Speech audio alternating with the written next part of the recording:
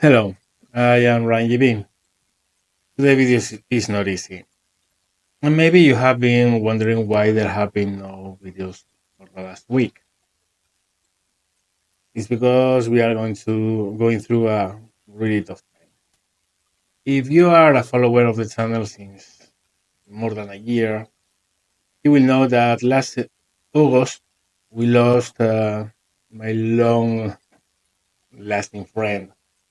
I had a dog called Thor, a beautiful, beautiful pal.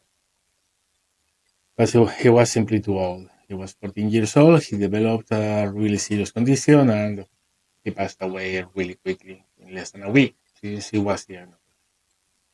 At that time, me and my girlfriend, well, we were absolutely destroyed, and at the time, we didn't want anything to do with more pets, at least for the time being, because it was a really, really tough time. Shortly after that, we packed everything from Thor, the medicines, the toys, food. Well, we had no use for that, so we packed all up and we went to a shelter, which is near here. And of course, we had no use for that. They did because they take a lot of abandoned pets and animals, and medicines are always nice for that. Well, being there, well, very beautiful family of a mother and five pups got our attention. And even while we had sworn that we were not taking any other pet in house, long story short, we ended up adopting two of them, a boy and a girl, sister and brother. They have had a really tough time. They were rescued in awful condition. In particular, the girl barely survived infancy because they were rescued in horrible condition. I'm not going to post pictures of that because it's just too tough. At any rate, well, at first we were like, okay, do we get one? But at the end, it was like, okay, we are going to get two. The boy is called Odi, and she is called Kira. Now they are the happiest pups you can imagine. You know, they are of a breed in Spanish is called Podenco. I don't know how it's in English. Anyway, they are pretty small. Her mom wasn't really a big dog, but super happy, amazing dogs, really quirky, amazing to have.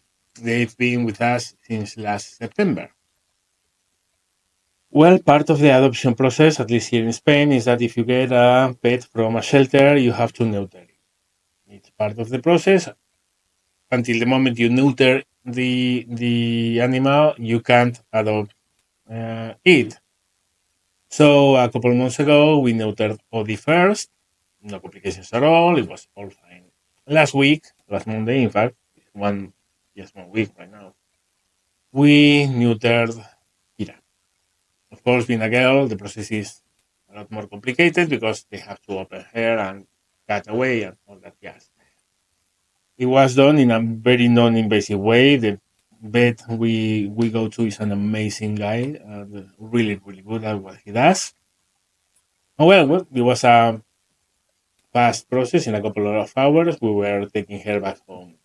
So for the first day, everything went more or less fine. Of course, it was a little bit, you know how it is. You go through surgery, so it was like taking it slow. But the day after that, she began having some pretty important fever spikes. So we immediately took her to vet because obviously we thought maybe it was an infection. Turns out, no.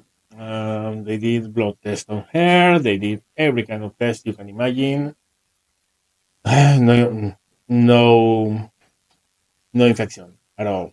Also, the bed is really good, so the chances of an infection in during surgery was really low. The thing is, he was having fever, so the diagnosis was well, maybe an inflammatory event after surgery. It's pretty normal, happens. I mean, it doesn't happen very often, but it's not rare. So we got antibiotics for her, painkillers, all the yeah. So with that, it seems actually pretty normal for the next day. But As soon as the meds fade away, he was injected with painkillers and antibiotics. The fever would reappear. So we were several days like that. Like, this is not normal. Every day we took the hair to the bed, ran every test imaginable. There was no explanation for why the fever wouldn't go away, particularly so after days were passing by. Because if it was an inflammatory event, it should go away. Until this is this is not easy. Okay. Until last Saturday. During Saturday, at the early hours of the afternoon, she began having a really tense front, legs, and neck. She was, how to say it in English? I mean, she wasn't paralyzed, but you couldn't bend her legs. You couldn't move her head because she was so stiff. That's the word, stiff. But the outside of the body was pretty much normal. I was, of course, being petting her all the time, testing her. Her legs were normal, everything fine. She was still wagging her tail, so okay. Of course, we immediately consulted with the veterinarian, and he told us that for whatever reason she was having maybe a reaction to the fever, because sometimes when dogs have a high fever, they will get very stiff. Maybe a reaction to some kind of pain, and that this was Saturday afternoon, and we had taken her to the vet on the morning, and he told us that we could take her Sunday morning, so he could check her again. But that, I mean, it was worrying, but not out of the scope of what she was theoretically suffering from. That was until 9 p.m. more or less. She began moving like she was. She was lying on the couch all the time. I was petting her all the time for hours. At one point, she showed signs of being uncomfortable, so we tried to put her on the floor so she could walk a little bit. And her aft legs were paralyzed. They were like lying down with no motion, and I was absolutely stunned because 5 minutes before I have been petting her and moving her legs, and she was pushing hard against it, like not hard, but she had a strength there, and while that, sorry, her tail was still wagging a little bit, right? Well, at that moment, we were horrified. We didn't know what was happening. Sorry, we didn't know what was happening.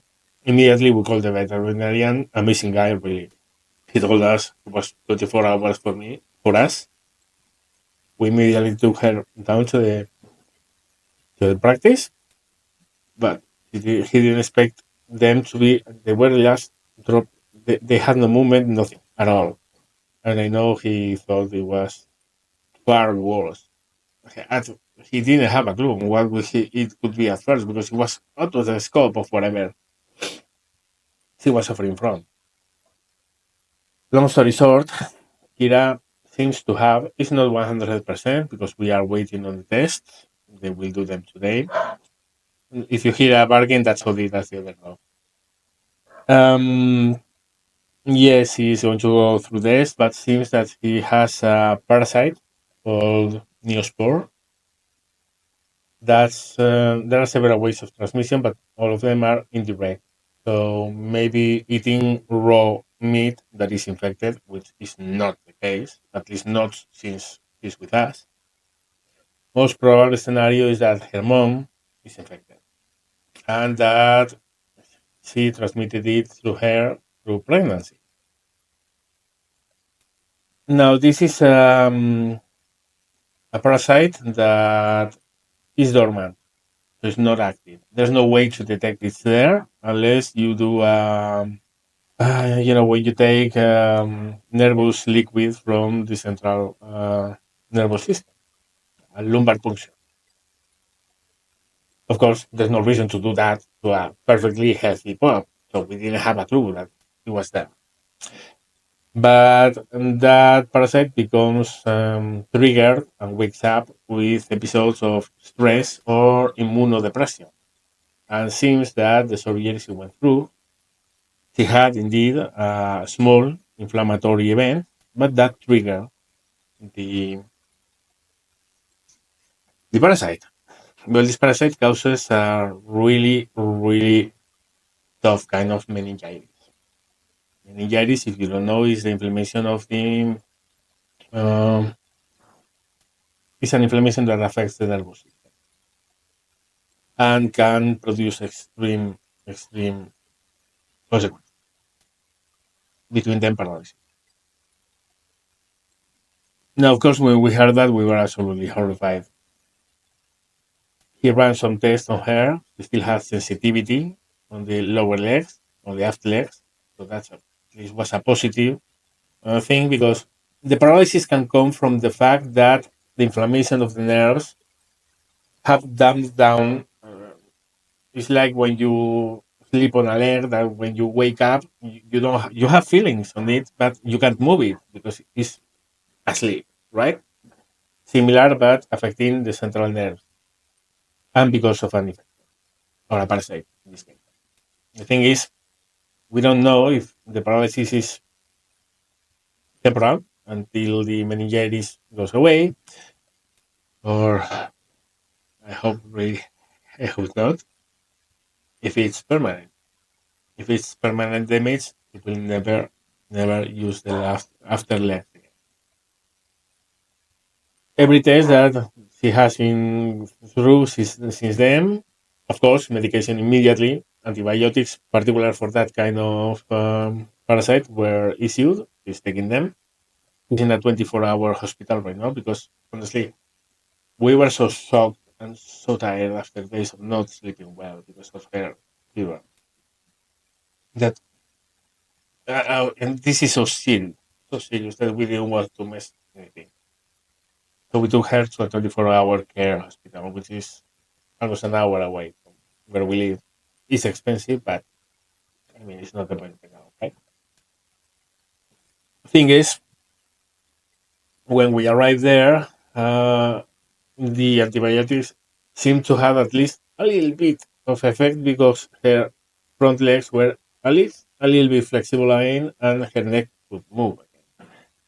But her arm legs were totally asleep. He had reflex, so the thing that this is the knee that you do this. So those have that as well. So she has, but she didn't have any control over her bladder. And yeah, I mean, for what it was, we caught it as early as we could because before the paralysis, there was no way to know what was going on. She's been there since it's been 20, 30 hours now.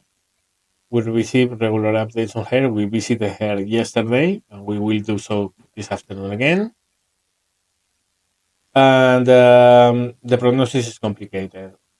Today, they called us this morning that she was able to use her bladder again. She controls. So she actually went to the toilet on her own because she can't move her legs. So all signs are positive. Within the situation she's in, with what she has, we caught it as early as we could. But even then, the meningitis, by the way, seems to have stopped. The fever is gone. So the treatment seems to be working now. We have to wait until the inflammation goes away, because until then we won't know what's what. Hey, come here. This is Obi. This is the Obi. This is the boy. Okay. Here's an actually up there. Sorry, he came to see me, and now he's talking. Okay, this is tough. Okay, so that's why there have been no videos. Okay, now the thing, we don't know what's going to happen, but at this particular moment, But at this particular moment, there's nothing we can do. We have done everything we could. She's in the best hands. Again, the only thing that I really am sad about is that, of course, she's been with us since last September. We are her world. And she only gets to see us maybe 20 minutes every day when we go see her. So, of course, she's scared because she's with people who are amazing. They are treating her incredibly well, but she's scared. We know that. But it's the best shot she has, the best care we can provide for her. So we are doing everything we can. Right now, we only can wait and see. That's it. So I'm going to try to make more videos from now because right now, of course, I don't have to be on top of her 24/7 to see if she has a fever, if she's okay. No, I can't do that because she's not here. That's the update I wanted to tell you guys because yeah, of course, you need to know what's going on with the channel, why videos are not happening yet. And second, because seriously, I'm not a particularly religious guy. I'm not saying there's no God or there is. I don't know. I'm not a practicant, practicing whatever. I don't know if I believe or not. I think there's something, but I don't know what it. Maybe it's a God, maybe it's something else. All I know is that if you guys, even if I'm not religious, any prayers will be more than welcome. Any energy, any thoughts that you send through her towards her, because the thought of having such an amazing girl, oh shit, it's hard to keep studying. So yeah, any thoughts, any energy you can send will be more than appreciated. And yeah, I will try to make videos again. I know you will say take your time and other things come first. I know. That's why I haven't been making videos until now. But right now I need a distraction. I need to put my mind away from what's going on. And making videos is a way to do that. Because I can't do anything more. I can't. I can only wait and see, and believe me, the wait is tough. Even being ultra positive, because I am, I really think she's going to be healthy again. I really do. But the chance is there that she doesn't. And that eats away as well. So it's minutes pass very slowly when you are not busy doing something. So I will try to make some videos from now on. That's it, guys. I've been putting some images and videos and all that jazz of Kira as I was speaking. I don't know how I'm going to edit this, but I will do it. Again, well, I don't know what to say. Yes, thank you for whatever thoughts and energies and prayers you sent her way, and I'll keep you updated. Yeah.